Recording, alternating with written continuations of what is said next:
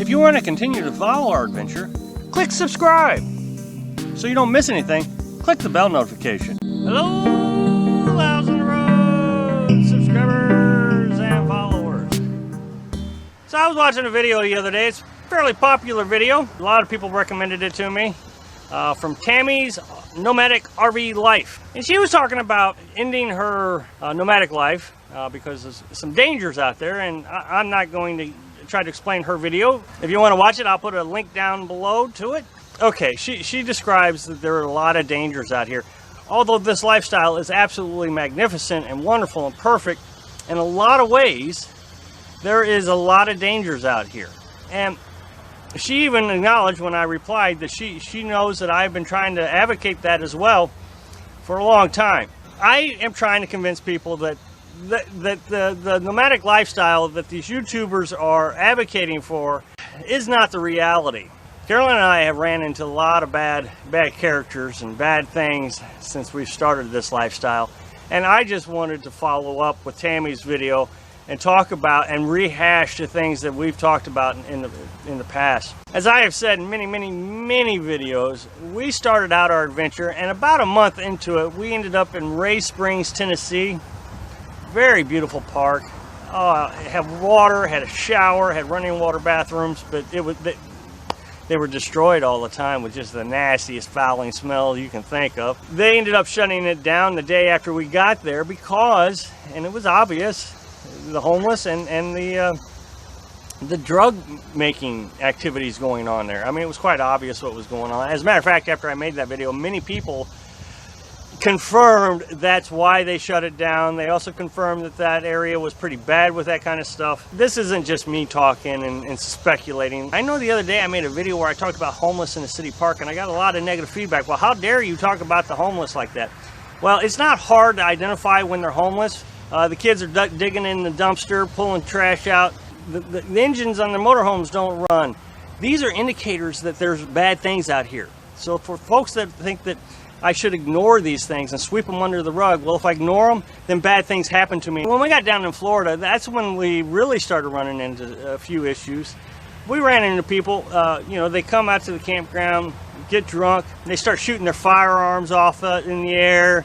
It's a dangerous situation. Now, I'm not saying anybody, was harassing me personally or causing me any problems in that particular moment, but these are dangers. You cannot walk up to a person who's intoxicated with a firearm and say, hey, knock it off. And it's not like you can call the cops. The cops aren't going to care. The rangers aren't available because it's midnight. They're not that kind of policing system. You are out there by yourself. As Tammy was suggesting, being a single female, I'm sure it is quite terrifying being out there. A few weeks later, the FBI, along with a few other federal agents, came down to that campground, to the National Forest, with the rangers, and was asking all the campers questions about a bad guy who had abducted a young girl, said he was armed and dangerous, don't approach him, all these kind of warnings, and he's in the area. These are frightening situations. I mean, think about this. That bad guy with this abducted kid decides that he needs to hide out in your camper. So he comes into your camper. Now, I know everybody's going to say you need your defensive tools. Well, again, I'm going to talk about this next one where defensive tools did me no good. We were out at the ranger's office looking into campsite hosting opportunities. When we returned, our camper had been burned down to the ground by someone. Now, a lot of people say, oh, no, nobody burned it down. You had electrical issues or not. Well, I don't know why people keep assuming that that's what happened. When there was an investigation team that came out, they noticed that they had stole the food from our freezer and from our canned goods shelf. They stolen all the food, and to cover up their crime, they burned down the camper. They know who did it. They can't prove it. And how are you going to prove it? They also suspect that he also vandalized another camper, about 12 miles down the road from us. But again, they can't prove it. He's just a bad guy, and he wants to torment people. He wants to hurt you, and that's what he's doing. And the thing is when you talk to folks and you say these things are happening to you, they will say one of two things. Either you're the most unlucky person I know. How's it that I'm just the most unluckiest person in the world? I mean, it's not. These things do happen. If you read the news articles, they are happening. People are getting shot. People are getting killed. watch videos where people say, oh, go to Slab City, it's a great area. Slab City has turned into the drug haven and crime spring area you can possibly go to. And then there are YouTubers that are actually saying, go to Slab City, it's safe. I don't understand why they're doing it. The other thing folks will tell me is I'm the reason crime happened to me. I didn't do certain things correctly. Some people will say, oh, that's why you need to live in a van, because we were living in a pop-up camper at the time. Some people will say, oh, that's why you're supposed to live in this, or you're supposed to be doing this, or you're supposed to be doing this. It doesn't matter what you're living in. Read the news. It's happening.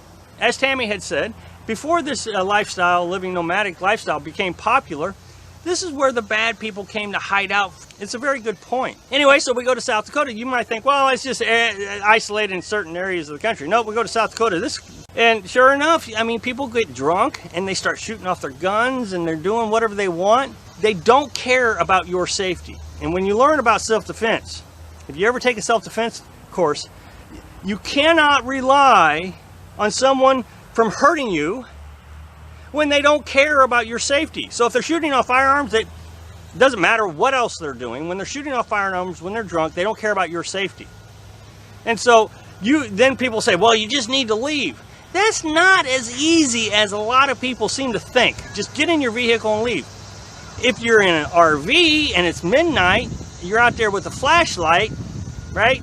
Trying to hook up your truck to the camper, and you're putting all the awnings away, and you're putting barbecue grills away. You're 2 hours into this event. Now it's 2 a.m. These guys are still shooting. I mean, exactly when were you supposed to just up and leave? That doesn't make sense to me. With us being in this truck camper, we can literally leave in a half hour, but that's still a half hour of my safety being in danger. Take warning that if you're going to come out here, it's not the safest place in the world. And anybody is telling you it is just lying. Thanks, Tammy. Thanks for watching. Be sure to subscribe. Click like if you like the video. And happy travels.